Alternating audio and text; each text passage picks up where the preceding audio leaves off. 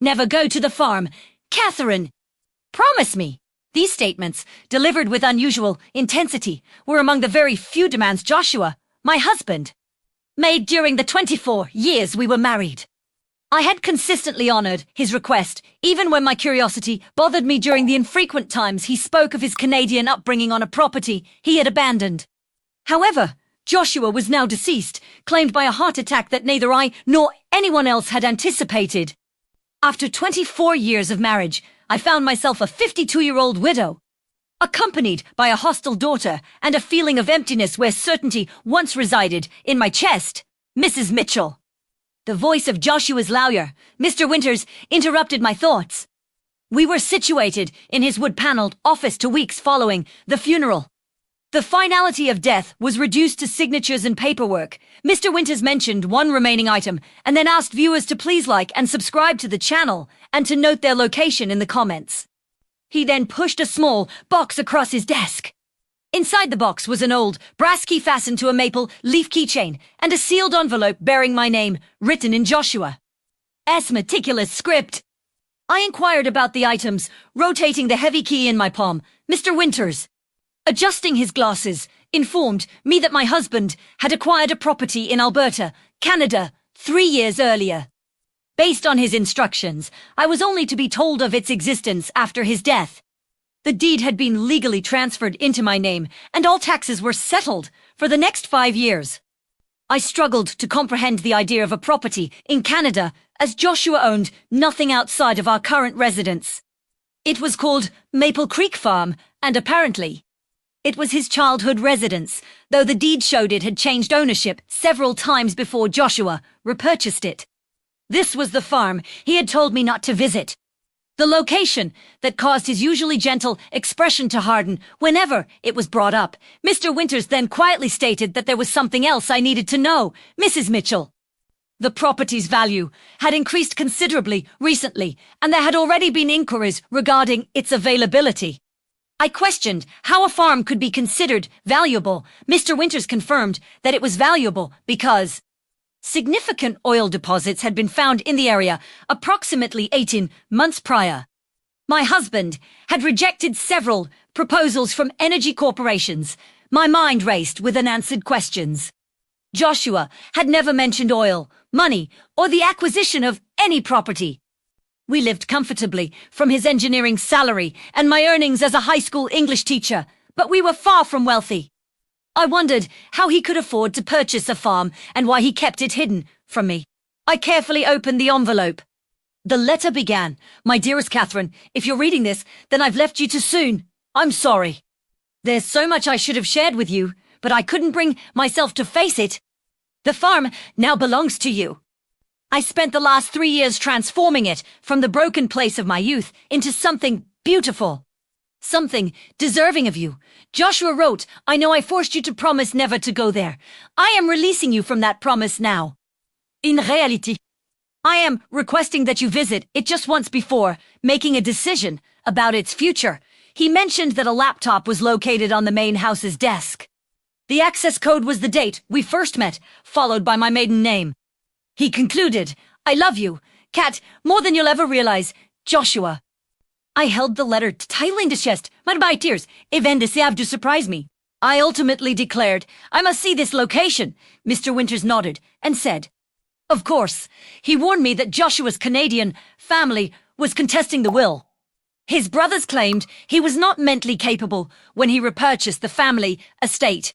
I argued that this was absurd, stating that Joshua was the most rational individual I had ever known. Regardless, they had submitted legal challenges. Due to the property's new substantial value, the situation might become complicated. I placed the key in my pocket, feeling a strange resolve settle over me. I informed Mr. Winters that I was traveling to Canada immediately.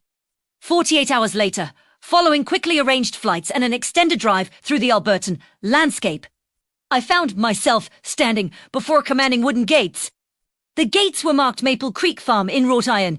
Beyond the gates, the property stretched out, far more extensive and impressive than I had anticipated. There were rolling hills, groves of maple trees turning golden with the autumn season, and Further away, a large farmhouse along with several outbuildings, all recently painted. This was clearly not a rundown family farm, it was an estate. The key smoothly engaged the gate's lock. As I drove along the winding gravel driveway, my heart was racing with anticipation and anxiety. I wondered what secrets Joshua had kept here and what part of himself he had concealed from me all these years. The farmhouse presented as a magnificent two-story structure featuring a wide porch and spacious windows. Nothing about it suggested the pain Joshua always connected with his childhood home. This place had clearly been cherished, renovated, and re-envisioned. My hands trembled as I used the key in the front door. The lock released, the door opened inward, and I crossed the threshold into the secret domain of my husband. What I saw inside made me gasp, my legs weakening, forcing me to grasp the doorframe for support. The entrance opened into a high-ceilinged great room featuring exposed beams and a fireplace made of stone. However, it was not the design that took my breath away. It was the presence of horses, not living animals, but everywhere I looked. There were exquisite paintings of horses galloping across vast fields. There were meticulously detailed sculptures capturing their power and elegance, and photographs of majestic breeds framed simply in black. My lifelong passion, the one indulgence Joshua had always supported but never fully grasped, now completely surrounded me in a gallery dedicated to my deepest love. And there, placed on a desk near the window, overlooking expansive pastures, was a silver laptop, topped with a single red rose resting on its closed lid. Before I could proceed further, the sound of tires crunching on gravel announced another arrival. I observed through the front window as a black SUV pulled up behind my rented vehicle. 3 men emerged, all displaying the unmistakable Mitchell features that Joshua possessed: tall builds, dark hair, and strong jawlines. The Mitchell brothers had arrived, and judging by their stern expressions, they were not there to welcome the widow to Canada. The men approached the house with the self-assured gait of people who believed the property belonged to them. I swiftly closed and locked the front door. My heart was pounding. Through the side window, I saw them pause on the porch, consulting with one another before the eldest, a silver-haired version of Joshua with harsher eyes, knocked sharply on the door. "Mrs. Mitchell, we know you are inside." "We should discuss this." His voice carried the same Canadian inflection that softened Joshua's speech when he was tired or distressed. I remained silent, moving away from the door. Joshua's warnings regarding his family had always been vague but emphatic. Now confronted with their sudden presence, my instinct suggested caution. The knocking resumed, more persistent this time. "Catherine, I am Robert Mitchell, Joshua's older brother. These are our brothers, Alain David, Forbade." Naturally, they were there for the farm. They hadn't come for Joshua or to meet the wife their brother cherished for 24 years. They were focused on the suddenly valuable property. I glanced at the laptop on the desk, concluding that any needed answers would likely be there. Not with the strangers outside. Disregarding the increasingly aggressive knocking, I moved to the desk, opened the computer, and input the password, Z05151998 Mitchell. The screen immediately activated, opening to a directory labeled for Catherine. Inside were hundreds of video files, each dated starting from 2 weeks ago, the day after his funeral, and extending for an entire year into the future. With shaky hands, I selected the first file. Joshua's face filled the screen, appearing healthy and vibrant. Clearly recorded some time ago, rather than the thin, pale version from his last months. He smiled directly at the camera, with that slightly crooked grin that always thrilled me. "Hello, Kat. If you are viewing this, then I am gone. And you have visited the farm, despite my years of insisting you promised not to," he said. He gave a soft chuckle. "I should have realized you wouldn't resist, particularly after Winters informed you about it." A lump formed in my throat. Even now, he understood me so well. "I have created a video for every day of your first year without me. 1 year of me keeping you company as you mourn. 1 year of explaining everything I should have told you while I was still living," he continued. He looked down briefly, then back with renewed determination. "Starting with why I repurchased the farm I swore I would never step foot on again." The knocking outside had ceased. Through the window, I observed the men going back to their vehicle. Retrieving documents and consulting with disgruntled expressions, Joshua continued speaking. 3 years ago, I received a diagnosis of hypertrophic cardiomyopathy, a heart ailment inherited from my father. The physicians gave me to 5 years. I opted not to inform you or Jenna. I did not want sympathy, nor did I want our final years overshadowed by the reality of death. His eyes softened. I wish to live fully with you until the very end, not slowly decline in your presence. Shock and anger surged within me. He had kept his diagnosis secret, made medical decisions without my input, and denied me the chance to prepare and knowingly cherish our last moments. I know you are angry, right now, he stated, as if he could read my thoughts. You have every right to be, but I hope you will eventually understand that I made this choice based on love, not deceit.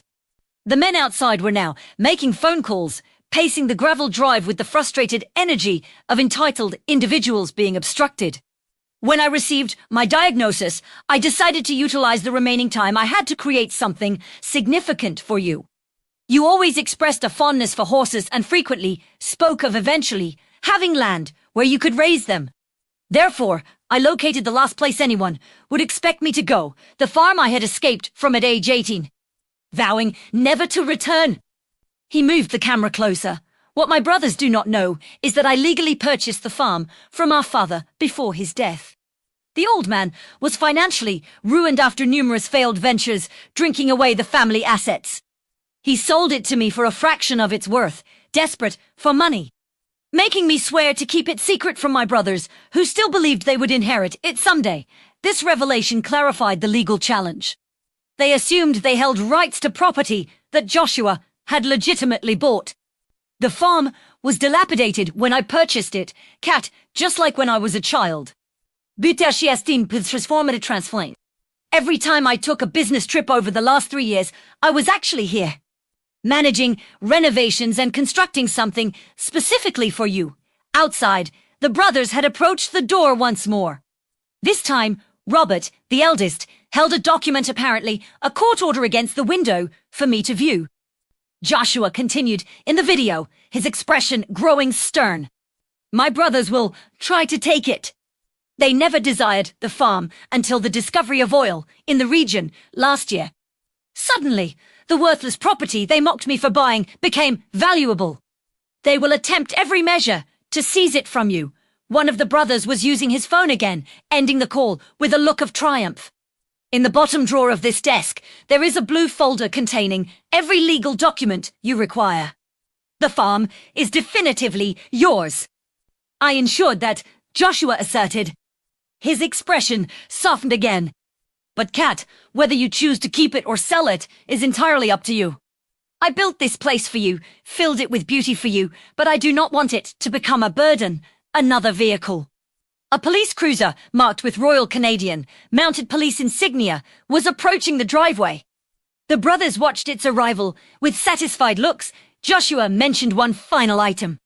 In the stables, you will find 6 horses. All are breeds you have admired over the years. The staff I hired will continue caring for them, whether you are here or not. They are my final gift to you, along with the means to appreciate them. The video concluded, freezing on Joshua's smiling face just as knocking resumed at the door, this time sounding more authoritative. Mrs. Mitchell, RCMP, we require you to open the door. Please, taking a deep breath, I closed the laptop, retrieved the blue folder from the drawer, and prepared to face the situation. As I reached for the door handle, my phone rang. It was Jenna, our daughter, calling from home. I hesitated, then answered, Jenna, now is not a good moment. Mom, she responded, her voice tight with anger. Why didn't you tell me about Dad's farm or the oil? His brothers just called me, offering a reasonable settlement if I help them dispute the will. What in the world is happening? The realization that they had already contacted my daughter ignited a fierce, protective feeling within me. They were not only targeting me, they were attempting to manipulate my grieving daughter. I will explain everything later, I promised, observing the police officer, speaking with the brothers. But Jenna, do not sign anything. Do not agree to anything. These men are not our allies. Mom, if money is involved, double quote she started. This is not about money. I interrupted, surprised by the conviction in my voice. This is about honoring what your father desired. Please trust me on this. After a moment of silence, she sighed. Fine, but call me back immediately, when you can. I ended the call and opened the door. Facing a young RCMP officer flanked by the three Mitchell men, whose expressions ranged from smug satisfaction to open hostility. Mrs. Mitchell, I am Constable Wilson. These gentlemen possess a court order requesting an inspection of the property as part of an ongoing estate disagreement, Constable Wilson stated. I smiled calmly, drawing on the strength Joshua had always admired in me. Of course, Constable, but first, I believe you should examine these documents, I replied. I presented the blue folder containing Joshua's documentation. My husband anticipated this exact scenario. Robert, the eldest brother, stepped forward with a dismissive gesture. Family property disputes are complex, Constable. My sister-in-law is understandably emotional and confused. Actually, I interjected, I am neither emotional nor confused. I am a widow, standing on legally owned property. Facing three strangers who happen to share my late husband's DNA, I addressed the officer.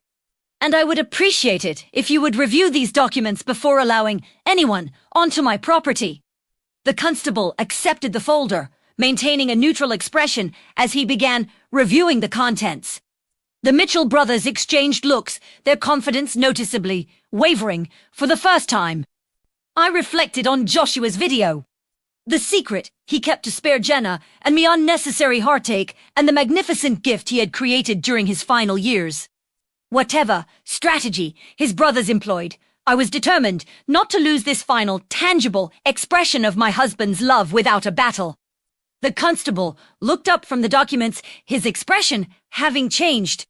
These appear to be in order, Mrs. Mitchell. A clear deed transfer, properly notarized statements, even verified bank records detailing the original purchase. He then addressed the brothers. Gentlemen, I see no legal justification for forcing an inspection today. This seems to be an issue for the civil courts. Robert's face reddened with anger. This is outrageous. That woman has no right to double quotes. That woman, I calmly interrupted, is Joshua Mitchell's wife, and I have every right to be here. As the brothers reluctantly retreated toward their vehicle, followed by the apologetic constable, I experienced a strange mix of discovery and loss. The husband I thought I completely knew had kept secrets, some painful, others wonderfully beautiful. I now faced a decision, return to the security of my familiar life, or fully embrace this unexpected legacy and the accompanying struggle. I closed the door, returned to the desk, and opened the laptop again. The next day's video awaited, bringing with it more insights into the man I had loved and was only now truly starting to comprehend. Outside, the Mitchell brothers might have lost this initial skirmish, but their expressions as they departed made it clear the conflict for Maple Creek Farm had just begun. I spent that night in Joshua's, no, our farmhouse, surrounded by the evidence of his secret labor of love. Sleep evaded me, my mind preoccupied with the revelations, Joshua's hidden illness, the transformed farm, his brothers resolved to claim it, and the hundreds of video messages waiting on the laptop. At dawn, I began exploring the property properly. The main house was a marvel of restoration, successfully merging original farmhouse elements with contemporary comforts. Every room showed careful consideration of my preferences. From the library, stocked with first editions of my favorite novels, to the sunroom overlooking the eastern pastures, ideal for morning coffee. But it was the stables that truly astonished me. Just as Joshua's video promised, 6 magnificent horses occupied the immaculate stalls. There was an Andalusian, a Frisian, 2-quarter horses, a thoroughbred, and a gentle Appaloosa that softly neighed when I approached. Good morning greeted me, making me jump. A man in his early 60s emerged from the tack room, wiping his hands on a cloth. I'm Ellis. Your husband hired me to manage the stables. Catherine Mitchell, I replied, extending my hand, though I suspected he already knew. Ellis nodded, a gentle smile causing wrinkles around his eyes. Mr. Mitchell frequently mentioned you during his visits. He said you possessed a natural affinity for horses that he never managed to acquire. You knew my husband well. I asked. Ellis paused. As well as he permitted anyone to know him, I suppose. He was here every month for the past 3 years, personally supervising everything. He never delegated a decision if he could handle it himself. That description fit Joshua: methodical, hands-on, and focused on detail. Ellis continued, pointing towards a superb black stallion, watching us intently. The black Frisian there, that's Midnight. Your husband spent months specifically locating him. He mentioned the horse reminded him of a painting you loved. My heart tightened. The Stubbs painting of a black horse against a stormy sky. I had admired it at a museum 2 decades ago, and Joshua remembered. Did he? I hesitated, unsure how to phrase my question. Did my husband ever mention his health status to you? I asked. A shadow crossed Ellis's rugged face. Not directly. But over the last 6 months, he pushed himself harder, worked longer hours, adding more features to the property. He seemed like a man racing against a clock only visible to him. This confirmation hurt, but it explained the driven quality I had noticed in Joshua during his final months. I had mistakenly attributed it to work stress, never suspecting he was creating all of this while aware of his limited time. His brothers were here yesterday, I shared, carefully watching Ellis's reaction. His expression hardened. They've been circling since oil was found on adjacent properties. Suddenly, they are very interested in the family farm they hadn't visited in decades. What information can you give me about them? I inquired. Ellis secured a stall door before responding. Robert is the oldest. He runs an investment company in Toronto. He always behaved as if acknowledging Joshua was a favor. Alan is the middle brother, a lawyer, a smooth talker. And David is the youngest, following the finance path, always overshadowed by Robert. Their relationship with Joshua was strained. That barely describes it. From what I gathered, they tormented him when he was a child. They were city boys who visited the farm reluctantly, looking down on him for staying to assist your father-in-law run the place. Ellis shook his head. When Joshua returned to purchase the property, they ridiculed him for wasting money on useless land. Right up until the Petersons discovered oil 2 properties away. This information matched the snippets Joshua had shared over the years, his difficult youth, his relocation to the United States for university, and his reluctance to discuss his Canadian relatives. They will return, I stated, partly to myself. Count on it, Ellis concurred grimly. But Mr. Mitchell prepared for that. He was always 3 steps ahead, returning to the house. I made myself eat breakfast before starting the laptop for the current day's video. Joshua appeared on the screen, sitting in what I now recognized as the farm's library.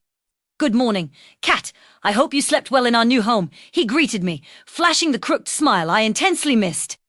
Today, I want to show you something special, he announced. The camera moved as he carried it down a hallway I hadn't yet explored, stopping at a locked door. This room is exclusively for you. The key is in the top drawer of the bedside table, the antique silver, one with the horse engraving, he instructed. I paused the video, went to the master bedroom, and found the key precisely where he described. Following Joshua's path from the video, I located the door, unassuming and situated at the end of the east wing. The key turned effortlessly in the lock. I pushed the door open and gasped in astonishment. The large corner room was a fully equipped art studio, illuminated by perfect northern light streaming through floor-to-ceiling windows. Easels, canvases, paints, and brushes, everything a painter could desire, were arranged with affectionate precision. I hadn't painted in 2 decades. After college, I had put aside my artistic ambitions to teach, helping to support us while Joshua developed his engineering career and we raised Jenna. Over the years, the dream of someday had faded into a distant hope, eventually becoming a wistful memory of a path not pursued. The video resumed, Joshua's voice drawing me back to the laptop I held. You sacrificed so much for us. Kat, your painting was the first sacrifice, though you never complained. I always vowed to myself that I would return it to you eventually. Tears filled my eyes as I surveyed the studio. The professional-grade supplies, the inspiring books neatly stacked, the north-facing windows providing ideal, consistent light. There is one additional item, Joshua continued.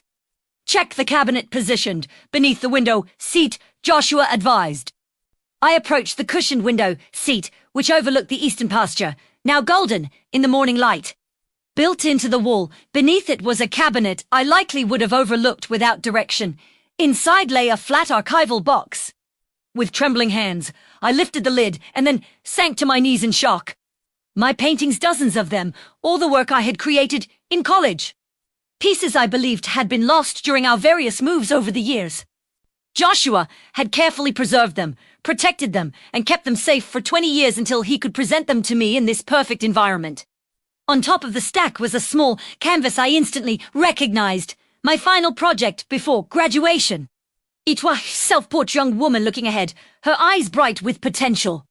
Joshua had asked to keep it the day I finished it. Tucked next to it was a handwritten note in his precise script. It read, "She is still inside there. Kat, the woman who painted with such vision and passion. I have provided the space. The rest is up to you," the note concluded. I held the note tightly against my chest, overwhelmed equally by love and loss. Joshua had truly seen me in ways I hadn't allowed myself to be seen for years. The sound of vehicles on the gravel driveway interrupted this emotional moment. Moving to the studio window, I watched 2 cars approach. One was the familiar black SUV belonging to the Mitchell brothers, and the car behind it was a sleek silver Mercedes I immediately recognized. Jenna had arrived. Judging by how she stepped out of her car and confidently walked toward the brothers, it seemed they had already begun influencing her. My daughter, Joshua's daughter, possessing her father's dark hair and my stubborn jawline, was smiling and shaking hands with the uncles she had never encountered. Whatever fragile peace I had found in Joshua's posthumous gifts evaporated instantly in the face of this new complication. The conflict for Maple Creek Farm had just become significantly more personal. I observed from the window as Jenna exchanged pleasantries with her uncles, her demeanor open and welcoming. At 27, our daughter possessed her father's analytical mind and my resolve, but she lacked Joshua's patience and my caution. She had always been quick to form opinions and slow to revise them. My phone vibrated of others coming, no. "We need to discuss things, Uncle Robert." They had known each other less than 24 hours, and she was already asserting a family connection. I placed Joshua's note in my pocket, locked the studio door, and went to confront this new partnership. They entered without knocking, Jenna using the privilege of a daughter, her uncles following her like predators behind an unwitting guide. "Mom," Jenna greeted me, embracing me briefly before stepping back, her eyes quickly taking in the impressive entryway. "This place is incredible. Why did Dad never inform us about it?" Before I could reply, Robert stepped forward. His resemblance to Joshua was acutely painful in the morning light. "Catherine, I believe we started poorly yesterday. We were surprised by your sudden appearance, just as you were surprised by ours," he stated. His conciliatory tone did not match the calculating look in his eyes. Next to him, Alan and David maintained carefully neutral expressions. Though I noticed Alan clutching a leather portfolio, which undoubtedly contained legal documentation. "Jenna," I said, entirely ignoring Robert, "I thought we agreed you would not engage with your father's brothers until we had a chance to speak." She blushed slightly. "They contacted me again this morning with a very reasonable proposal. I felt I should at least listen to them in person." Her chin lifted defiantly, displaying the same expression she used as a teenager challenging curfew. "Besides, they are also my family. Family you didn't know existed until yesterday," I gently reminded her. "That is only because Dad kept them hidden from us," she countered, "just like he kept this entire place a secret. Don't you find that suspicious?" What else was he concealing? The question hit uncomfortably close to the truths revealed in Joshua's videos.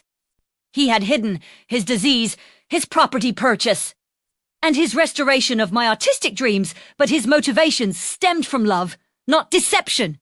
"Your father had complex relationships with his brothers," I explained carefully. "He maintained distance for valid reasons." Robert dismissed this with a wave. "Ancient history. Siblings disagree, especially in challenging families like ours." What matters now is moving forward collaboratively. Exactly, Jenna agreed, with the sincerity of someone convinced of their reasonableness. Uncle Robert has clarified everything. This farm has been in the Mitchell family for generations. Dad bought it from Grandpa Mitchell, but it was always intended to be shared among the brothers eventually. I suppressed a sigh. They had been working on her for less than a day, and she was already repeating their version of events. And the sudden interest in the property has nothing to do with the oil discovery. I asked gently. Alan stepped forward, opening his portfolio.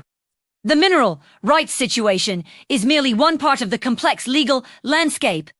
We have drafted a fair settlement offer that respects Joshua S. wishes while acknowledging the Mitchell family S. historic claim to the property, Robert added, placing a paternal hand on Jenna's shoulder. We are prepared to be very generous. A 1/3 share for you, Catherine, 1/3 for Jenna, and 1/3 divided among us brothers. Everyone benefits. Jenna looked at me expectantly, clearly convinced by the proposal. It makes sense, Mom. We don't require this huge place. We could sell everything, walk away with millions, and Dad's family remains unified. Your father specifically bequeathed this property to me, I stated, locking eyes with Robert. That was due to confusion and misguided sentiment, Robert smoothly countered. Joshua was not thinking clearly during his final years. A flicker of anger surged through me. My husband was perfectly sane until the day he died, I retorted. Then why all the secrecy? David asked for the first time. His voice was softer than his brother's, but equally pointed. Why conceal the property purchase from his wife and daughter? Why the elaborate arrangements with the lawyer? These are not the actions of a rational man. I considered the videos.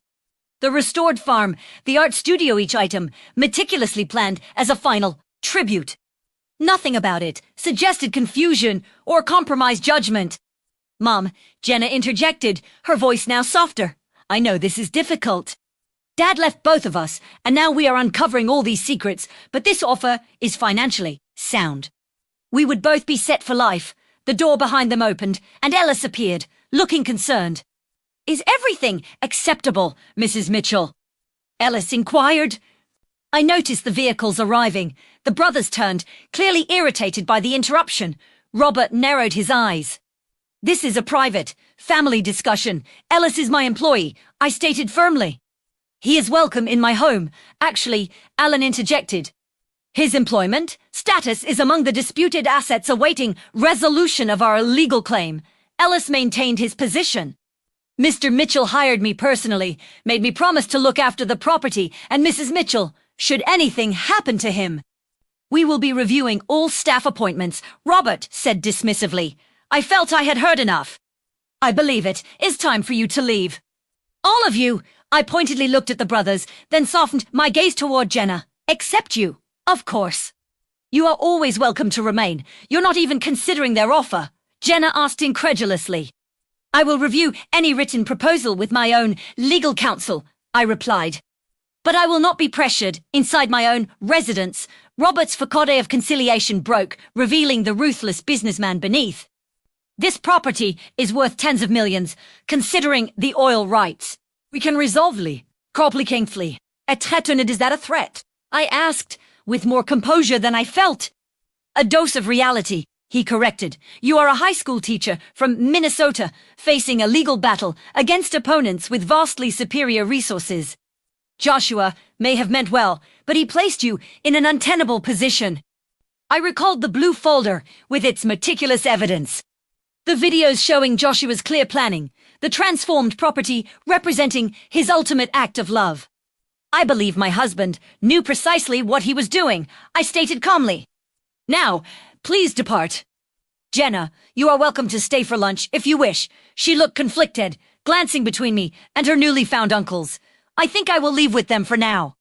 We have more to discuss. She quickly kissed my cheek. Think carefully about the offer. Mom, please. I watched them leave, a hollow sensation expanding in my chest. In barely 24 hours, my daughter had been drawn into the circle of men Joshua had spent his life avoiding. Whatever they were telling her was proving effective, evident in her receptive attitude and quick adoption of their viewpoint. Ellis waited until their vehicles had disappeared down the driveway before speaking. "Mrs. Mitchell, there is something you need to know. Something your husband instructed me not to mention unless absolutely necessary." I turned toward him, mentally weary, but forcing myself to concentrate. "What is it?" "It concerns the true scope of the property and what is truly hidden here." He gestured toward the stables. "We should take a walk. Some things should not be discussed indoors where walls might overhear," as I followed him across the yard. The morning sun illuminated the beautiful farm my husband had secretly created. Whatever revelation awaited me, I was certain of one thing. Joshua had anticipated this impending conflict. Perhaps he had even foreseen Jenna's susceptibility to his brother's manipulation.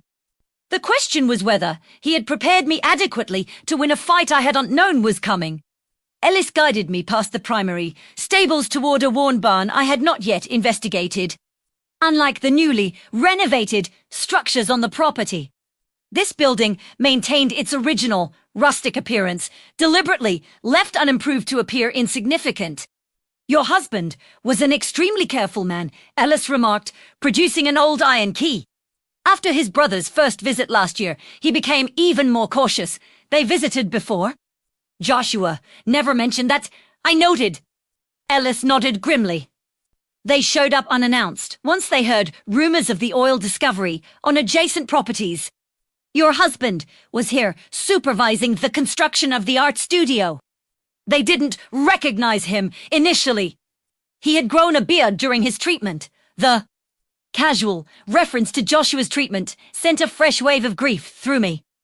While I was obliviously teaching high school literature in Minnesota, my husband had been here, ill, constructing this sanctuary while simultaneously fending off his predatory brothers. "What occurred?" I asked. He observed them from a distance, then left without revealing his presence. That evening, he altered the property plans. Ellis recounted. Ellis unlocked the barn door. "Starting with this," he said. The door swung open to reveal an ordinary barn interior. Hay bales, old farming equipment, and dust particles dancing in the sunlight filtering through gaps in the walls. Ellis confidently moved to the back corner, shifting several bales to expose a trapdoor set into the dirt floor. "Your husband installed this entrance last winter. The workers believed they were building a root cellar." He pulled the heavy door upwards, revealing a strong wooden staircase descending into darkness. "After you, Mrs. Mitchell," Ellis offered. Overcoming my apprehension, with curiosity, I followed Ellis down the stairs. "I'd the bottom is Flitch Mini Tunnel Cocker extend to the earth." "What is this location?" I asked. "Your husband referred to it as insurance. I call it brilliant," Ellis replied. Ellis motioned for me to follow him down the tunnel. "The Mitchell brothers think they understand the full extent of the property and its worth. They are mistaken. The tunnel extended about 50 yards before opening into a spacious concrete room filled with filing cabinets, a desk with computer hardware, and walls covered in maps and documents. "Welcome to Joshua's war room," Ellis announced, a hint of pride in his voice. Everything he gathered about his brothers, their financial activities, and the actual value of Maple Creek Farm is here. I approached the nearest wall, where a detailed survey map was pinned, showing the farm and surrounding properties for miles. Red markings indicated oil deposit locations, accompanied by handwritten notes detailing depth, quality, and extraction difficulties. "I do not understand," I said, turning to Ellis. "Joshua was aware of the oil, not originally. He bought this place purely to renovate it for you. But about 18 months ago, when the Petersons' land showed oil, he secretly hired geologists to survey Maple Creek." Ellis pointed at the map. "They found something unexpected. The largest deposit is not located under the eastern section where everyone else is drilling. It is here, under the western acres that appear worthless." I examined the map more closely, noting the concentration of red markings on the rugged, seemingly unusable portion of the property stretching into the foothills land Robert hadn't even mentioned in his proposed division. The oil company surveys missed it because the geological formation is unusual, deeper, and shaped differently than they anticipated, Ellis elaborated. "Your husband confirmed it with 3 independent specialists, making them swear to secrecy.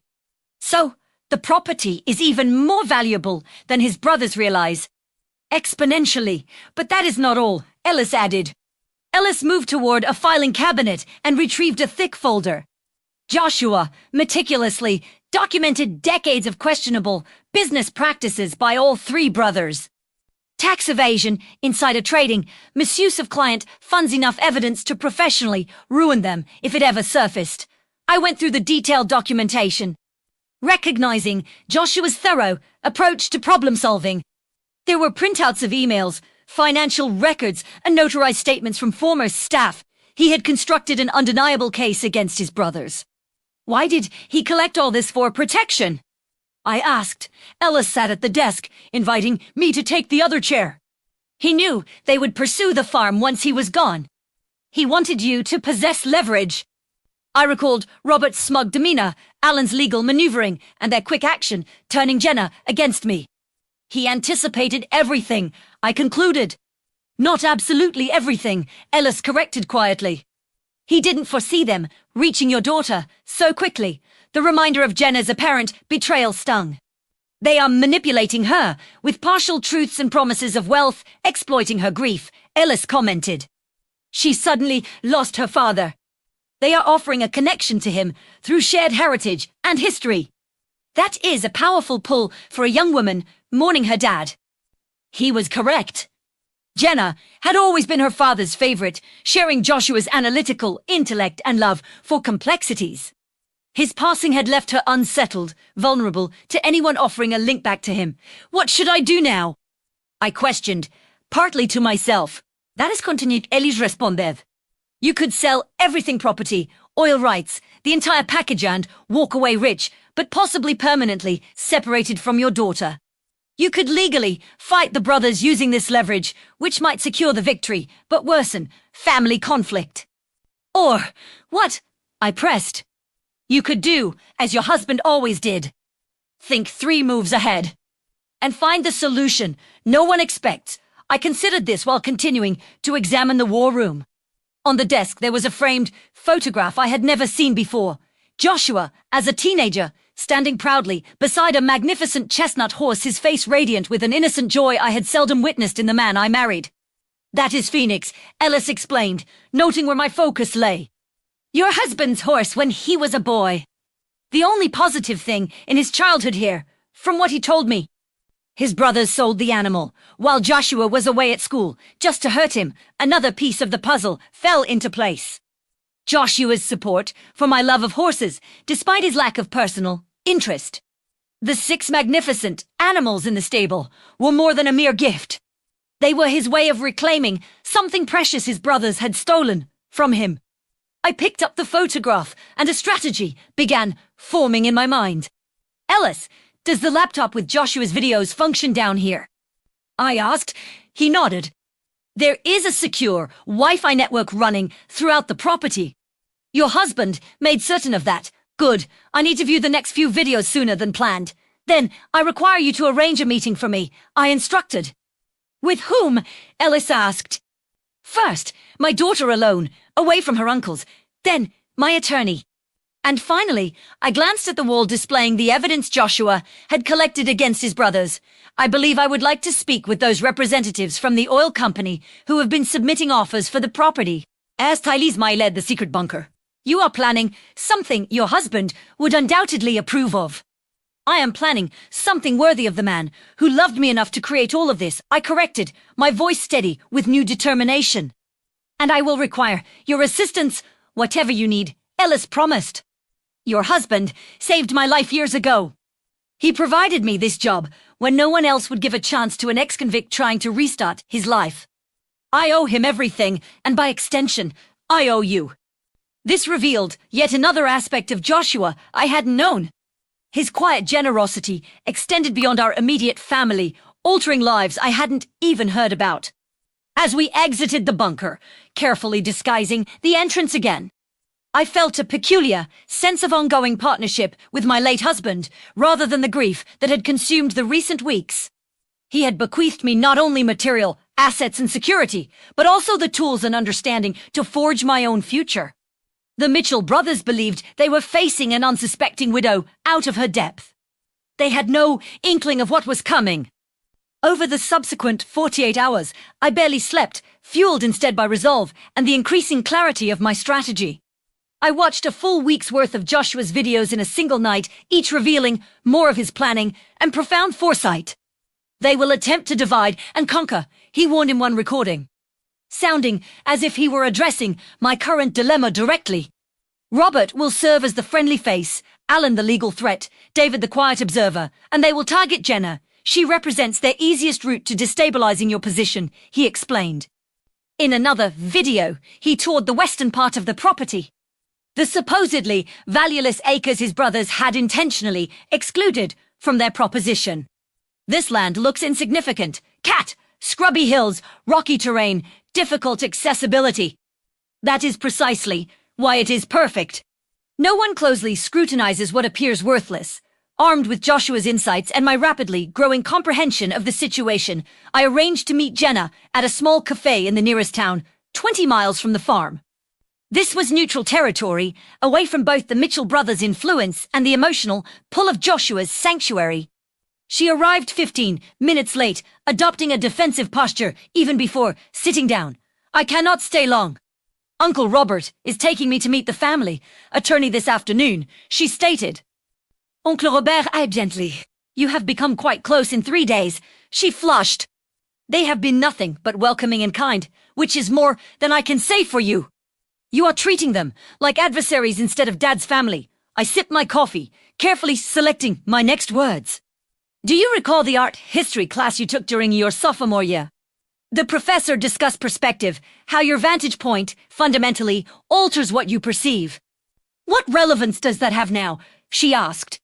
You have only heard their perspective on this matter.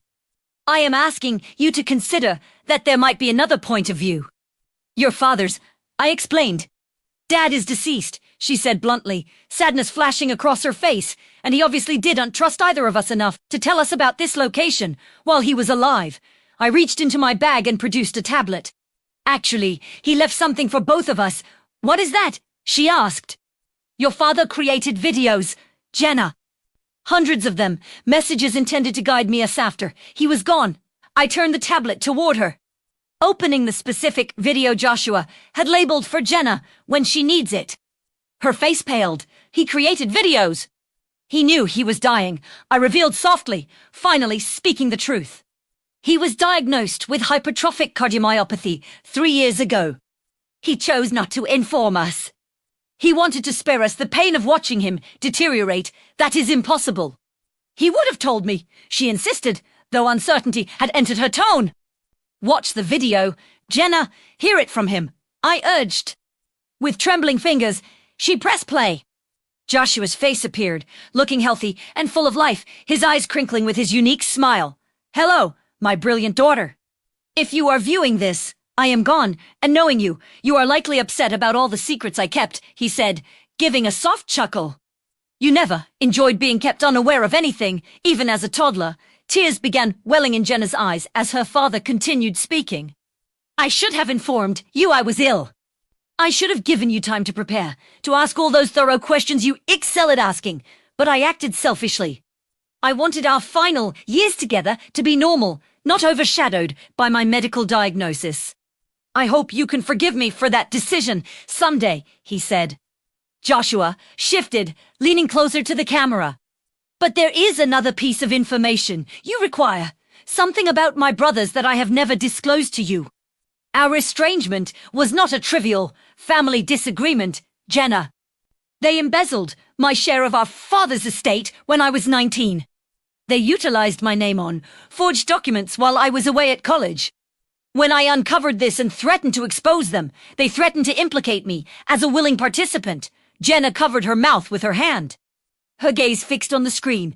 I left Canada. I slightly changed my name from Jonathan to Joshua and began anew in Minnesota. I met your mother, established a life, and raised you.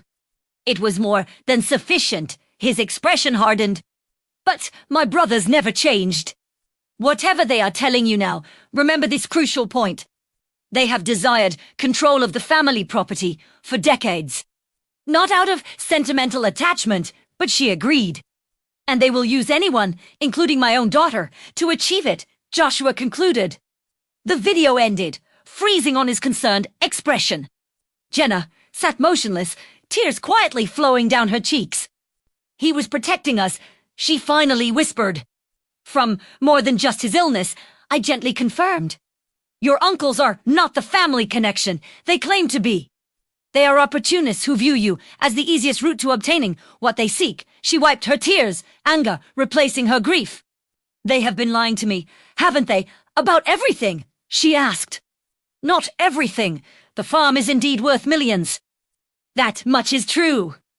But they haven't disclosed the western section they conveniently excluded from their proposal, or the true scope of the oil deposits situated there.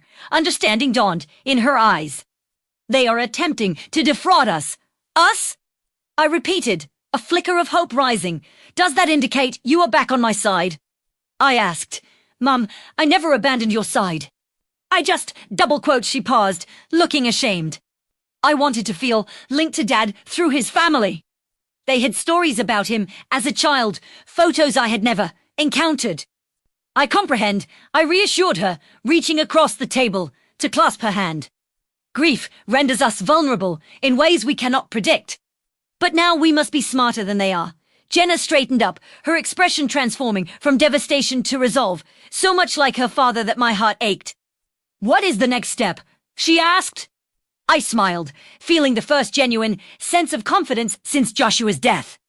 First, we are meeting with my attorney this evening. Not the family attorney your uncles prefer, but someone recommended by Joshua's lawyer in Minnesota. Tomorrow we have Minstern Plains, mein Plaingy. Why? Jenna asked. Because knowledge is power. And right now, we possess information your uncles lack. Precisely where the oil is situated and the actual amount present, I confirmed, showing her the geological surveys from Joshua's secret war room. They assume they are dealing with an unaware widow and a gullible niece. It is time to demonstrate exactly who they are truly up against. For the first time since her father's passing, Jenna genuinely laughed. Dad always maintained you were the most intelligent person he had ever met. That beneath the quiet high school teacher exterior was a strategic mastermind capable of outthinking anyone if sufficiently motivated. Did he truly say that? I asked, surprised. Constantly, she smiled, wiping away the remaining tears. He also said that the gravest error anyone could make was underestimating Catherine Mitchell. As we left the cafe together, I felt a distinct shift in the dynamic of this conflict.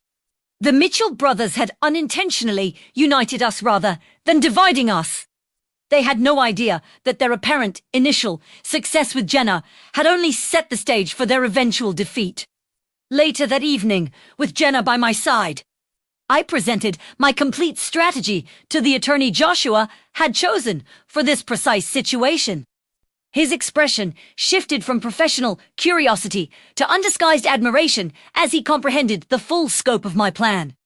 Mrs. Mitchell, he finally remarked, your husband claimed you would surprise me with your strategic thinking. He was absolutely correct. My husband, I replied, was correct about many things, including, it seems, his confidence in my ability to not only endure his death, but to emerge stronger from the trial of grief and betrayal.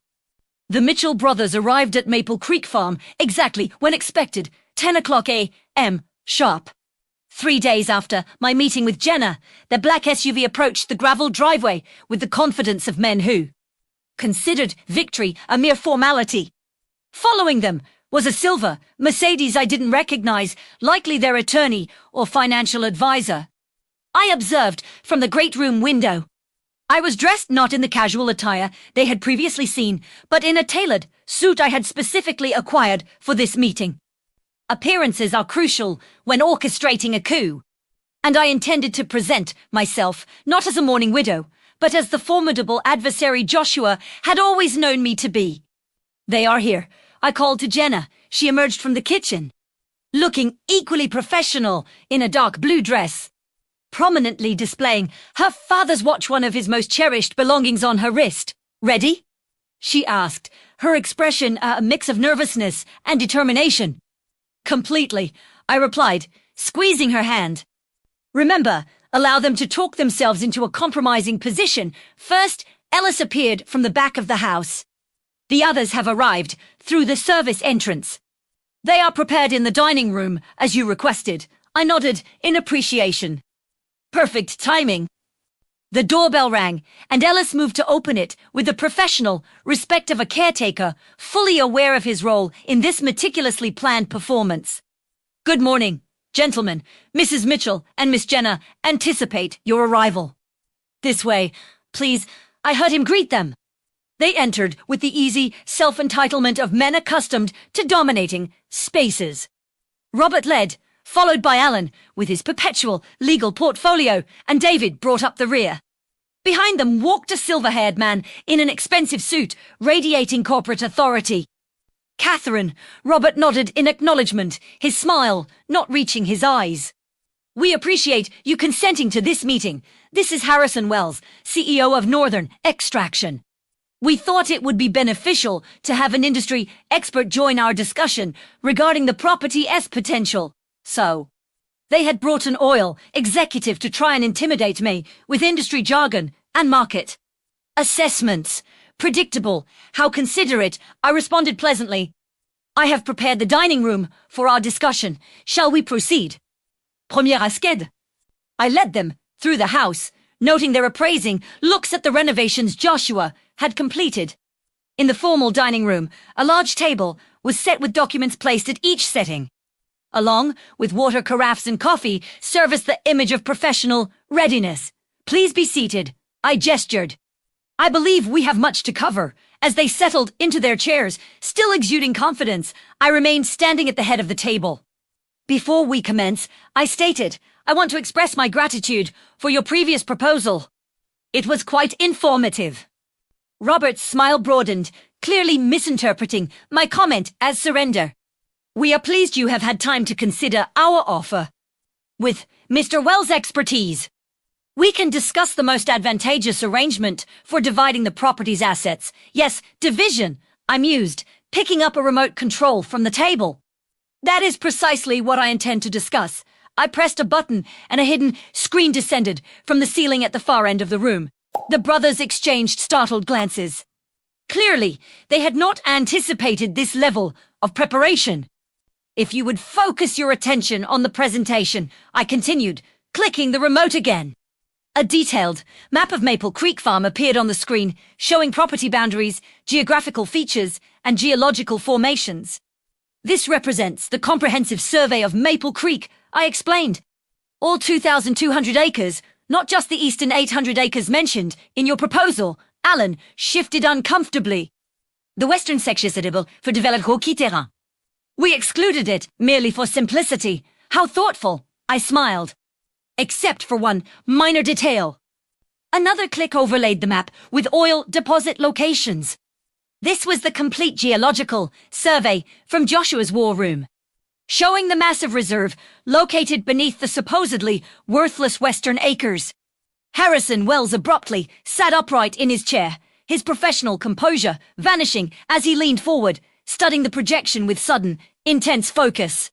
As you can clearly observe, I continued calmly, the primary oil deposit extends predominantly beneath the western section. The acres you so generously suggested excluding from our fair division. Robert's face flushed deeply. These surveys are unreliable. Northern Extraction's analysis indicates, double quotes. Actually, a new voice interrupted as the connecting door opened. Those surveys have been independently verified by 3 geological teams, the Mitchell brothers. Turned in shock as Thomas Reeves, CEO of Western Plains Energy Northern Extraction's main competitor, entered the room, followed by my attorney and to other individuals in business attire. What is the meaning of this? Forbade demanded from his seat. This, I stated pleasantly, is a meeting concerning the true value and future of Maple Creek Farm. Mr. Reeves has expressed significant enthusiasm for the property's potential, particularly after reviewing the comprehensive geological data my husband accumulated. I finished. Harrison Wells shot a look of betrayal toward the Mitchell brothers. You assured me you held exclusive negotiating rights to this property, he stated. They do not, My attorney smoothly interjected, placing additional documents onto the table. Mrs. Mitchell holds clear, uncontested ownership of the entire property, including all mineral rights.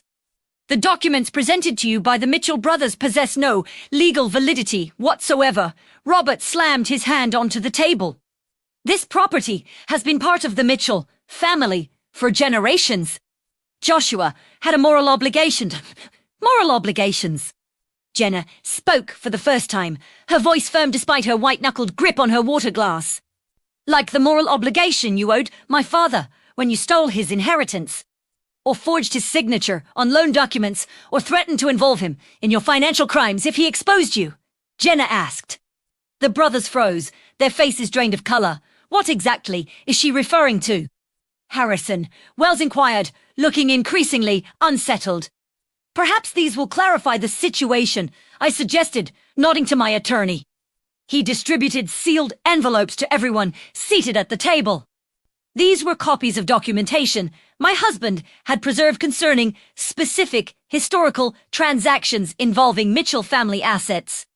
I believe the statute of limitations may have expired on some of these issues, but the Canadian financial regulatory authorities might still find others quite interesting, I commented. Alan opened his envelope, scanning the contents with rising alarm. These are private family matters, he sputtered, completely irrelevant to the current discussion. On the contrary, I countered, finally taking my seat at the head of the table. They establish a pattern of fraudulent conduct that directly impacts your trustworthiness in these negotiations. Behavior that persisted when you deliberately misled Mr. Wells about your authority to negotiate for this property. Silence enveloped the room as the Mitchell brothers grasped the full extent of their exposure. Joshua had documented everything, their past transgressions against him, their recent manipulations, and their attempts to seize valuable assets while pretending generosity. What exactly do you demand? Robert finally asked, his confident demeanor shattered. I require you to vacate Maple Creek Farm and never return, I stated plainly. I require you to cease all attempts to dispute my ownership or manipulate my daughter. In exchange, these documents will remain private, accessible only to the people currently in this room. Harrison Wells abruptly stood up. I believe my company's involvement in this affair has been predicated on incomplete and potentially deceptive information. If you will excuse me, Mrs. Mitchell, I will contact you directly regarding any future discussions about mineral rights, he stated. He shot a look of disgust at the brothers before leaving.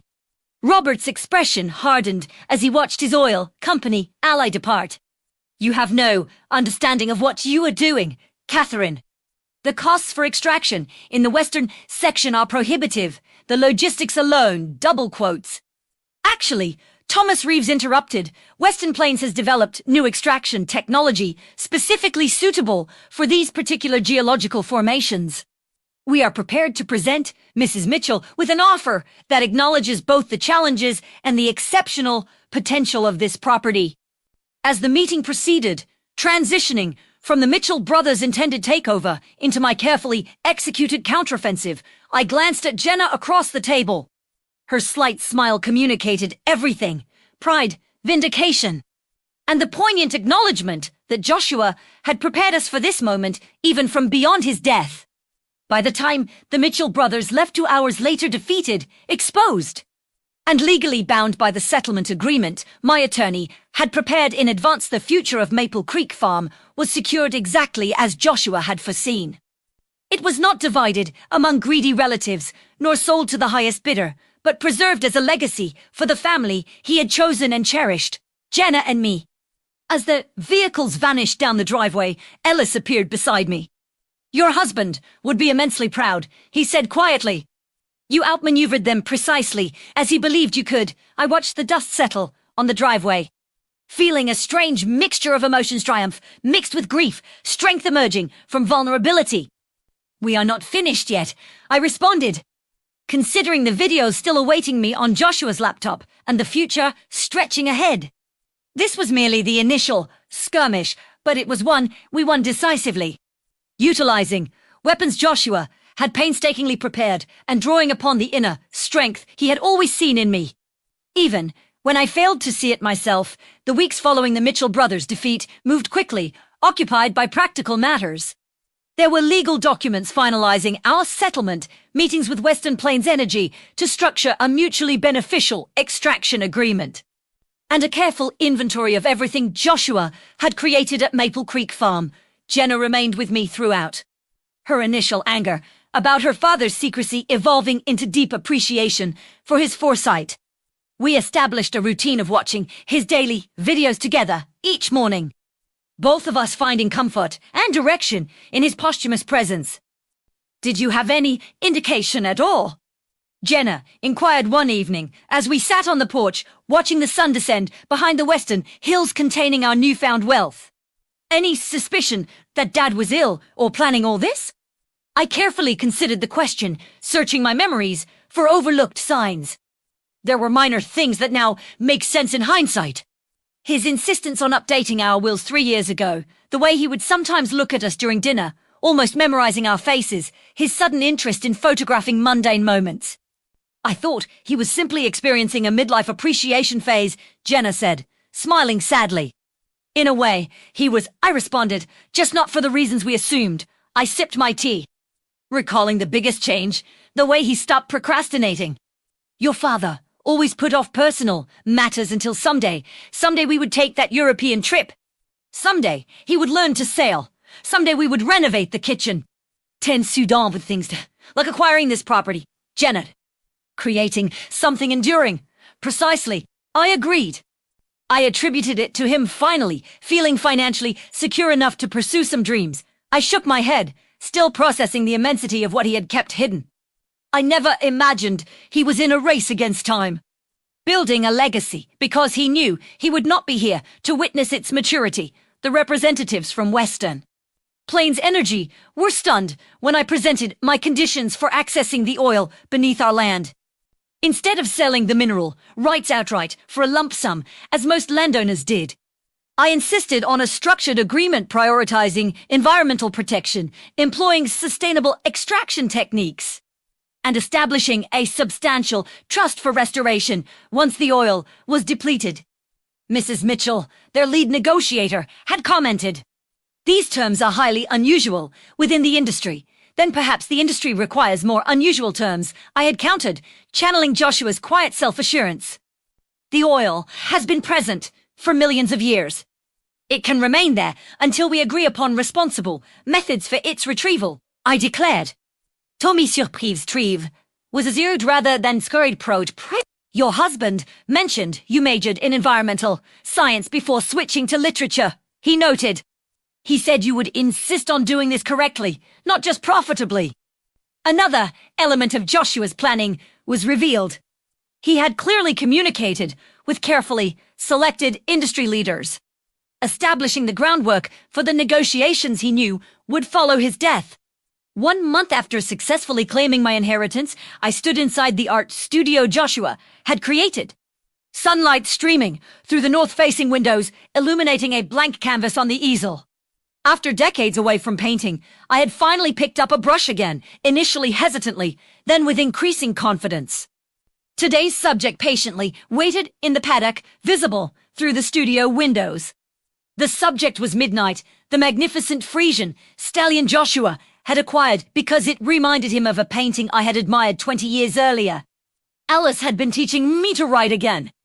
My middle-aged body protested initially, but then adjusted to the forgotten rhythms of horsemanship. "Mom," Jenna appeared in the doorway, laptop in hand. "Today's video is different. I think you should view it privately." I set down my paintbrush, curious. We had established a ritual of watching Joshua's daily messages together during breakfast, finding comfort in the shared experience. "How is it different?" I asked. "It is specifically labeled for month 2, day 15. He titled it. "When Catherine starts painting again," she explained. She handed me the computer with a soft smile. "He knew you would eventually return to it." Alone in the studio, surrounded by the tools of the passion I was rediscovering, I opened the laptop and pressed play. Joshua appeared, Seated in this exact room, before any art supplies were installed, the space empty except for the magnificent windows. "Hello, my dearest," he began, his smile intimate and warm. "If you are viewing this, you have rediscovered your art, returned to the passion you set aside for our family all those years ago." I gently touched the screen, tears rising in my eyes. "I have been contemplating legacy extensively," he continued. "What we leave behind, the impact we make on the world. Most people conceive of legacy in terms of wealth, children, or accomplishments. But there exists another form of legacy, the fostering of possibility in those we love." He gestured toward the bare room around him. "This area is not yet complete, but in my imagination, I see it finished, filled with light, color, and your creations. Unveils finally giving form to the visions you have carried within you for years." I glanced at the half-finished portrait of Midnight on my easel, struck by how closely it matched Joshua's imagination. "I have organized everything to grant you freedom, Kat," he continued. "Financial, security through the oil rights, protection from my brother's interference, a beautiful place to create. But what you choose to do with that freedom, that is your legacy to construct, not mine to dictate." He leaned closer to the camera, his expression intense. "The inheritance is not the farm, the horses, or the art studio. They are merely the instruments. The true inheritance is possibility. The opportunity to become more fully yourself without limitations." I paused the video, overwhelmed by the depth of his understanding. Joshua had known me better than I knew myself, recognizing the dormant artist still residing within the devoted mother and practical teacher I had become. When I resumed the video, his expression had softened again. "I have one specific request, although it is entirely yours to accept or decline. In the storage closet located behind this room is a large canvas I commissioned before my diagnosis. It is blank, waiting. When you are ready, truly ready, I hope you will create something for it. Something that captures not only what you observe, but what you feel about this location, that both brought me back to my origins and will propel you into your future." The video ended with his familiar farewell. "Until tomorrow, my love." I sat still for several minutes, absorbing his message. Then, moved by sudden impulse, I went to the storage closet and found precisely what he had described, an enormous blank canvas custom-built for the prominent wall in the great room. It was the perfect size for creating a statement piece, a central focus for the heart of the home Joshua had created. Over the ensuing weeks, as autumn painted the landscape in vibrant colors, I sketched countless preliminary designs, attempting to capture the essence of Maple Creek Farm and its meaning. None felt right until one morning, watching Jenna ride Midnight across the eastern meadow, something finally clicked. The painting developed gradually. It was not a conventional landscape, but a fusion of real and symbolic elements. The farm, depicted as it currently stood, occupied the background, rendered with detailed accuracy. In the foreground, a series of translucent layers showed the past, the abandoned property Joshua had acquired, the family farm of his childhood. And beneath it all, the ancient land that had witnessed generations pass. Threaded through these temporal layers were two figures on horseback, a man and a woman.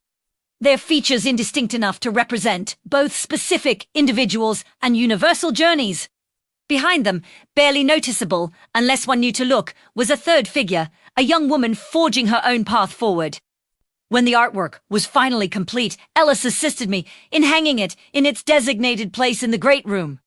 Jenna stepped back, examining it with tears in her eyes. "It is him, isn't it? And you, and me." She traced the rider's paths with her finger. "The past, present, and future of this place, legacy," I simply stated.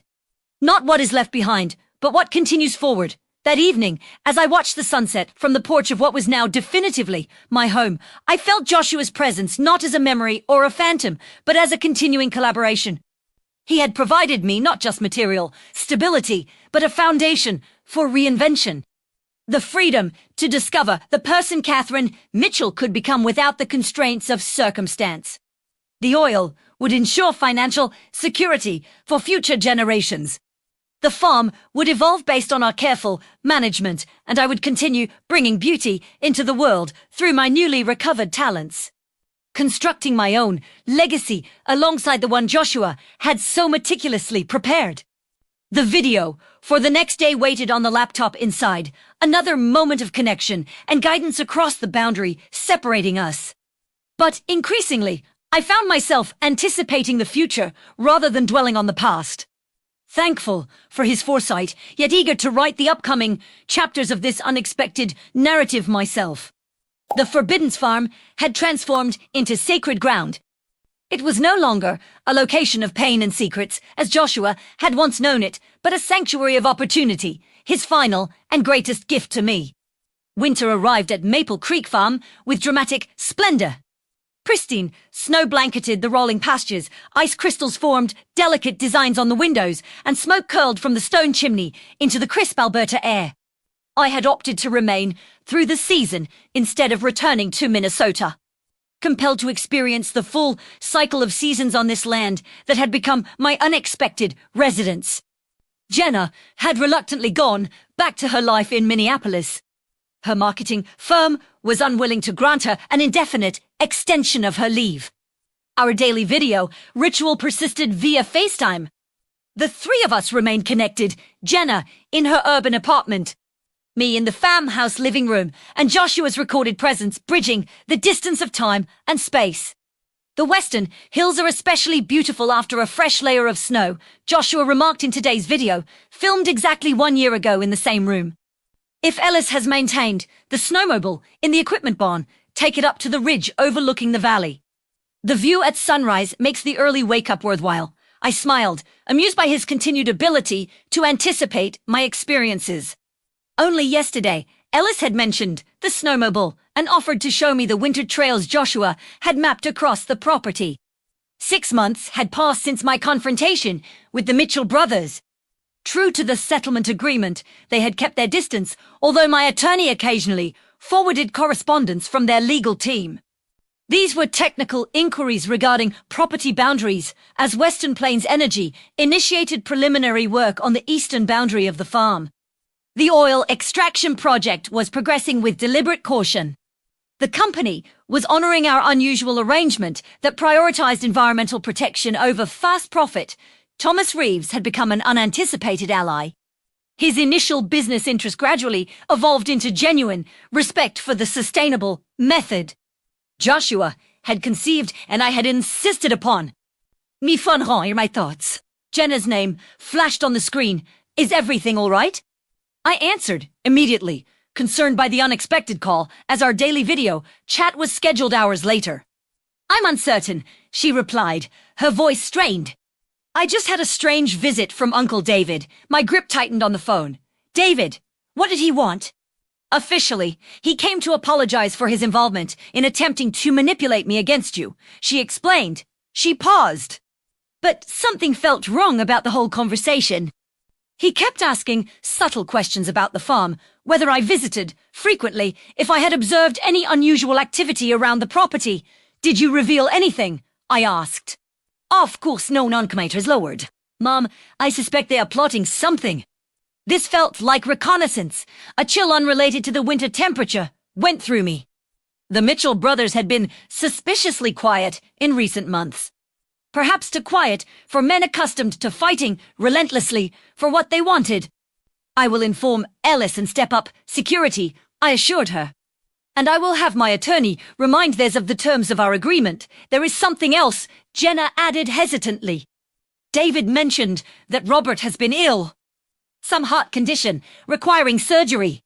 He tried to evoke my sympathy, suggesting that family should unite during difficult periods. The same heart condition that had taken Joshua, the genetic hypertrophic cardiomyopathy inherited from his father. I wondered if Robert had hidden his diagnosis from his brothers, just as Joshua had concealed his from us. Be cautious, Jenna. This could be a genuine situation, or it might be another manipulative tactic. That is what I suspected. She sighed. I hate having to be suspicious of every interaction with Dad's family. It should not be like this. After ending the call, I went to the window, overlooking the snow-covered driveway, feeling uneasy. The Mitchell brothers had proven themselves deceitful and ruthless. Their seeming retreat might only be a strategic regrouping. I immediately contacted Ellis, relaying Jenna's concerns. His reaction was typically calm but resolute. "I will alert the security personnel and inspect the perimeter surveillance," he promised. We installed those systems precisely for this kind of scenario. This was another of Joshua's precautions.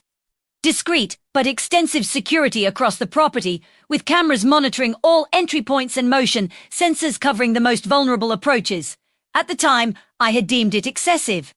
Now, I was grateful for his foresight. That evening, I found myself drawn, seeking guidance from Joshua's meticulously organized files. If the Mitchell brothers were planning another attempt to claim Maple Creek Farm, perhaps he had foreseen this possibility as well. In the concrete room, filled with maps and filing cabinets, I searched for anything related to continued threats following the settlement. In the bottom drawer of Joshua's desk, I discovered a folder simply marked "if they return" in his precise handwriting. Inside was a detailed contingency plan outlining steps to take if his brothers violated the agreement. This included pre-drafted legal injunctions, contact details for Canadian authorities who had investigated their past financial dealings, and surprisingly, a sealed letter addressed to Robert Mitchell. A note in Joshua's handwriting was paper-clipped to the envelope. It read, "A last resort, only deliver if absolutely necessary." What had my husband written to his estranged older brother that he considered so potentially devastating or powerful that it should only be utilized in an extreme circumstance? The envelope remained sealed. The tension posed a final mystery Joshua had left for me to solve only if the circumstances demanded it. I returned to the main house, the sealed letter safely tucked in my pocket, my mind analyzing strategies and possibilities. Outside, a gentle snowfall resumed, adding another flawless layer to the winter scenery. The next morning, Ellis knocked on my door, just as I finished breakfast. "We have unexpected visitors," he announced, his expression serious. "All three Mitchell brothers, plus two men I do not recognize. They are at the gate," he nodded. "They are requesting entrance. Robert claims it is a personal, family matter unrelated to the property dispute." I moved to the great room window, which provided a distant view of the entrance gates. Two vehicles were waiting there, the familiar black SUV and a less conspicuous sedan. "What do you believe they truly want?" I asked Ellis. "Nothing positive," he replied bluntly. "But refusing to meet them might provoke whatever they are planning. It is better to manage the encounter on our terms." I considered this, my hand subconsciously touching the letter in my pocket.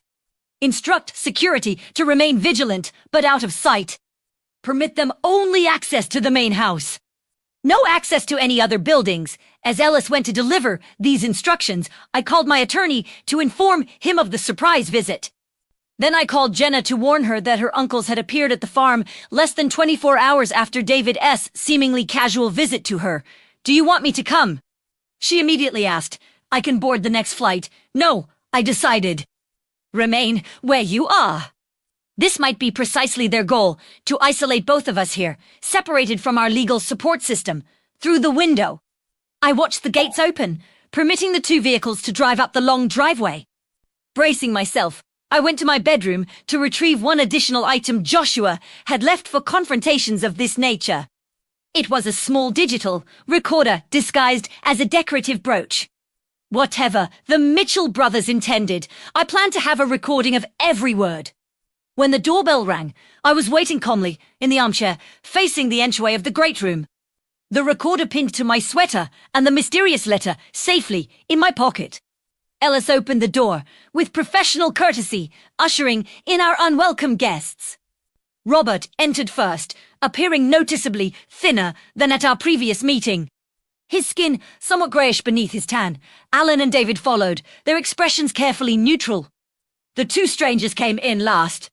One carried a medical bag, suggesting he was a physician, the other holding a leather portfolio similar to those used by legal professionals. "Catherine," Robert nodded in greeting, his voice lacking its usual authoritative quality. "Thank you for agreeing to see us without prior arrangement. Family always seems to arrive unexpectedly." I responded mildly. "Please take a seat." "Ellis, would you bring coffee for our guests?" As they settled onto the sofas opposite my chair, I observed the tension in their postures and the way Alan, repeatedly glanced at Robert with poorly concealed concern. Whatever the purpose of their visit, it revolved around the eldest Mitchell. I will be frank, Robert began once Ellis had gone to the kitchen. I have been diagnosed with the same heart condition that claimed Joshua, hypertrophic cardiomyopathy. It is genetic in our family, so Jenna's information was accurate. I maintained a neutral expression, waiting for him to continue. My condition is advanced. Specialists estimate I have 6 months without intervention, potentially years with the correct treatment. He gestured toward the man with the medical bag. This is Dr. Harmon, my cardiologist, and Mr. Pearson, my personal lawyer. I regret hearing about your health issues, I stated carefully. But I am unclear why this brings you to Maple Creek Farm. Robert exchanged looks with his brothers before continuing. I require a heart transplant, Catherine. But there is a complication. Our family possesses a rare blood type and specific tissue, markers that make locating a compatible donor exceedingly difficult. A suspicion started to form in my mind. That sounds challenging, but again, why approach me with this? Because Dr. Harmon interjected professionally. Based on the medical records we reviewed, your late husband would have been a perfect donor match for Robert. And given the genetic factors involved, there is a substantial probability that your daughter might also be compatible. The sheer nerve of their request struck me powerfully. They intended to test Jenna, to utilize my daughter's body as a possible source of salvation for the man who had attempted to steal her inheritance and turn her against me. You are requesting that my daughter be tested as a potential donor for you. I clarified, ensuring the recorder captured every word of this astounding conversation. Just preliminary blood work to assess compatibility, Alan quickly inserted. Nothing invasive at this stage, and if she proves compatible, I pressed. What happens then? Then we would hope she might consider becoming a living donor, Robert responded. The procedure permits partial liver transplantation with minimal risk to the donor. Her liver would regenerate entirely within months. I was struck silent, astonished by their breathtaking sense of entitlement. After attempting to defraud, manipulate, and deceive us, they now expected my daughter to undergo major surgery for a man she barely knew, a man who had tried to alienate her from her own mother. Allow me to confirm my understanding, I said finally, my voice steady despite my internal agitation. You tried to illegally acquire this property from me, attempted to turn my daughter against me using falsehoods and partial truths, and now you appear here asking if she will undergo surgery to save your life. Robert at least showed the decency to look uneasy. I recognize how this situation appears, but we remain family, Catherine. Blood connects us regardless of our choice. Blood, I repeated thoughtfully, remembering Joshua's videos. His painful history with these men and his resolve to shield Jenna and me from their detrimental influence. You are correct on one point, Robert. Blood does connect us, but not in the manner you assume. I withdrew the sealed letter from my pocket, noting the look of recognition in Robert's eyes. Joshua left this item for you, I stated, holding it just out of his reach, with instructions to deliver it only if absolutely necessary. I believe this situation qualifies. Robert stared at the sealed envelope. Recognition and apprehension flickering across his drawn face. Joshua wrote to me. Apparently, he foresaw that even a legal settlement would not keep you away permanently. I continued holding the letter, not yet handing it over. He prepared for every possibility, including this one. An awkward silence descended upon the room. Dr. Harmon shifted uncomfortably, clearly sensing he had been drawn into a consultation far more complicated than a standard medical meeting. The Mitchell brothers exchanged looks, a silent communication passing between them. Before I give this to you, I continued, I demand absolute clarity regarding your request. You want my daughter, the same young woman you lied to and manipulated 6 months ago, to undergo medical testing and potentially major surgery to save your life. It sounds cold when you describe it that way, Alan interjected. But yes, essentially. Robert's health is serious, and family members offer the best chance for a compatible donation. Why not David or Alan? I asked, looking at the other brothers. Siblings are typically, and even better, match than nieces. Dr. Harmon cleared his throat. We have tested both Mr. Mitchell's brothers. Neither is compatible due to some unusual genetic factors, and are there no other siblings? I pressed, carefully observing their reactions. No other family members who might be suitable donors. Another meaningful glance passed between the brothers. David turned away, suddenly engrossed by the view outside the window. No, Robert firmly replied. No other siblings. I nodded slowly, then handed him Joshua's letter. I suggest you read this before we continue our discussion, with slightly shaking hands. Robert broke the seal and unfolded the pages inside. His eyes scanned the first few lines, then widened in astonishment. Color drained from his face as he continued reading, the papers visibly trembling in his grasp. Alan leaned forward. Robert, what does it say? Robert did not reply, completely absorbed in Joshua's message. When he finally looked up, his expression was utterly transformed. The self-assured businessman was replaced by a man confronting long-buried ghosts. How long have you been aware of this? He asked me hoarsely. I only know that Joshua designated this for you with instructions that it contained information you might require someday. I met his gaze steadily. What exactly did my husband write? Robert handed the letter to Alan, who began reading it, with David looking over his shoulder. Their expressions shifted in near synchronization, from curiosity to disbelief, then to something close to horror. This cannot possibly be accurate, Alan finally said, looking at Robert. Father would have disclosed this to us, would he? Robert retorted bitterly. The same father who pitted us against each other throughout our lives. Who played favorites based on his mood, who enjoyed keeping secrets hanging over our heads. I watched their exchange with increasing curiosity. Whatever Joshua had revealed in that letter had clearly shaken the brothers profoundly. Perhaps, I suggested quietly, someone should tell me what my husband wrote. Robert seemed to remember my presence, his focus returning to me with new awareness. Joshua was not our half-brother. He was our full brother. This information made no sense. I don't understand. Joshua told me your father remarried after your mother died giving birth to him. That was why there was such a significant age difference between you. That was the narrative we all accepted. Robert confirmed. But according to this letter, Joshua uncovered the truth while researching his heart condition. Our mother did not die during childbirth. She abandoned our father when Joshua was an infant, unable to tolerate his abusive conduct any longer. Father fabricated the story about her death to prevent the scandal of abandonment and to punish her by completely erasing her existence. But that is not the only revelation, Alan continued. His legal precision reasserted itself even through his shock. Joshua discovered that our father had maintained another family, a relationship that started before our mother departed and persisted for decades afterward. A woman in Saskatoon with whom he had two more children. Now I understood the significance. 2 additional Mitchell siblings, a brother and sister, both now in their 40s, Robert confirmed, scanning the letter again. Both sharing our rare blood type and genetic markers, according to medical documentation Joshua somehow acquired. And likely unaware of their connection to you, I surmised as the various elements connected. Joshua located them, but he did not contact them, did he? He merely confirmed their medical compatibility and existence. Robert nodded slowly.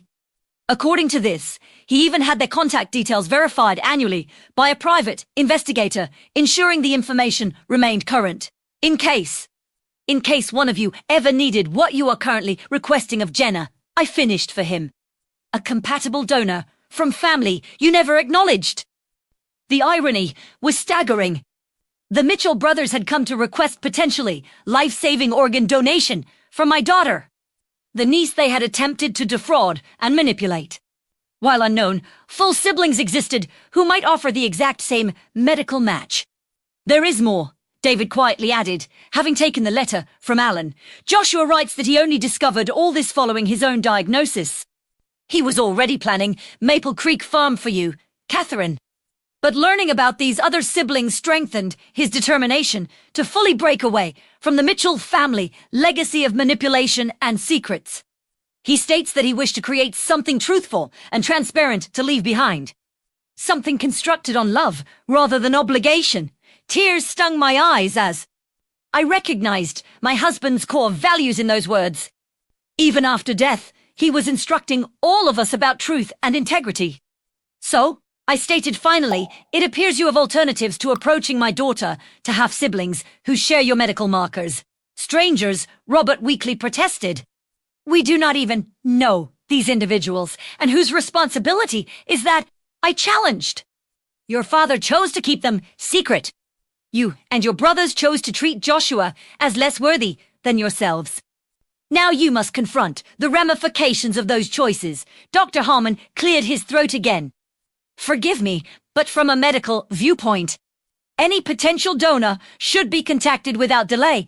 Mr. Mitchell's condition is deteriorating rapidly. I looked at the man before me. Robert Mitchell, formerly intimidating and powerful, now diminished by sickness and the collapse of his family narrative. Despite all his actions, I could not feel satisfaction in his suffering. Joshua would not have desired that outcome. The contact information for your half-siblings, I said, is it provided in the letter? Robert nodded silently. Then I recommend you start there. I told him. Not with demands, but with honesty and humility. Tell them who you are. Explain your medical situation and give them the choice that should rightfully be theirs to make. Just as such a choice would solely belong to Jenna, not yours or mine, if you had approached her with truth from the start, and if they decline, Alan inquired.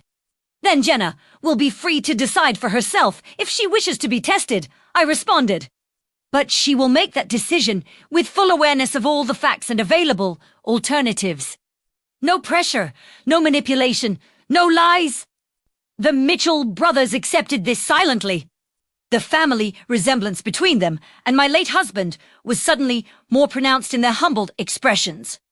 Joshua had shared their strong jawline and deep-set eyes, features I now noticed with fresh clarity. We will leave, Robert finally said, rising with effort from the sofa. Thank you for this. He gestured to the letter, which David carefully folded and returned to the envelope. As Ellis escorted them out, I remained seated, processing the unexpected implications and revelation. Joshua had known he had other siblings, family members who might have welcomed him, who shared his biological heritage. Yet, he had chosen to keep that knowledge private, utilizing it only as a protective measure for Jenna and me after his death. That evening, as snow softly fell outside the windows of Maple Creek Farm, I opened the laptop for Joshua's daily video. His familiar face appeared on the screen, recorded exactly a year earlier, in this very room. Hello, my love, he began, his smile warming me across time. If my calculations are correct, today might be the day my brothers attempt to play their medical card. They have been aware of my condition for years. Our father made certain to inform them when I was first diagnosed as a teenager. Though they never offered assistance, I gasped softly, astonished once again by his foresight. If they have approached you or Jenna about donation compatibility, then you have given them the letter regarding our other siblings. His expression grew thoughtful. I considered contacting them, myself, many times throughout the years, but their lives were settled, their families complete. I questioned my right to disrupt that stability with ancient family history and biological ties that might hold no meaning for them. He leaned closer to the camera. The reality, Kat, is that family is not defined by blood.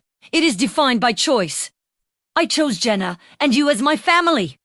I hope whoever Robert and the others approach will be granted the same freedom of choice to connect or not, to assist or not, without pressure or manipulation or obligation. As the video continued, Joshua shared his thoughts on legacy and family with characteristic depth. I felt a sense of closure settling over me. The Mitchell brothers had arrived, seeking to use Jenna as a means to an end, just as they had habitually used Joshua. Instead, they were compelled to confront the complicated web of secrets woven by their father and the consequences of their own past choices. Whether they would contact their newly discovered siblings with genuine openness or the same manipulative tactics they had always employed remained to be seen. But that was no longer my concern, nor Jenna's, nor Joshua's. We had broken free from the toxic Mitchell family dynamics, securing our own legacy through Maple Creek Farm and the life we were constructing here. Joshua had transformed the prison of his childhood into my sanctuary, his painful history into my promising future. The Forbidden's farm had indeed become sacred ground, not because of the oil beneath the soil or the financial security it offered, but because it represented Joshua's ultimate victory over the family who rejected him and the enduring love that sustained him. Spring would return to Maple Creek Farm. The horses would graze in green pastures. Oil would be responsibly extracted from the Western Hills. And I would continue creating art in the studio my husband had designed. Jenna would visit whenever possible, perhaps bringing her own children one day to explore the land their grandfather had restored and ride horses. And Joshua would remain present in the legacy he had so carefully designed, not just in the daily videos that would eventually conclude, but in every corner of this place that reflected his determination, his foresight, and his love that the errors of the past would not dictate the shape of the future. The forbidden site had become the cherished one. The secret had become the celebrated truth, and I, Catherine Mitchell, had become the guardian of a legacy built not on biological ties or obligation, but on the purest possible foundation, love freely given and gratefully received. Until tomorrow, my love, Joshua concluded the day's video. Until tomorrow, I softly replied, recognizing that although the next day would bring a new video, a new message from the past, it would also bring me one day closer to the future I was actively creating. Inspired by his example, yet shaped by my own emerging strength, the legacy of Maple Creek Farm endured, no longer forbidden, but forever transformed. The source concludes with thanks for watching, a request to share, subscribe, and comment on liking the story.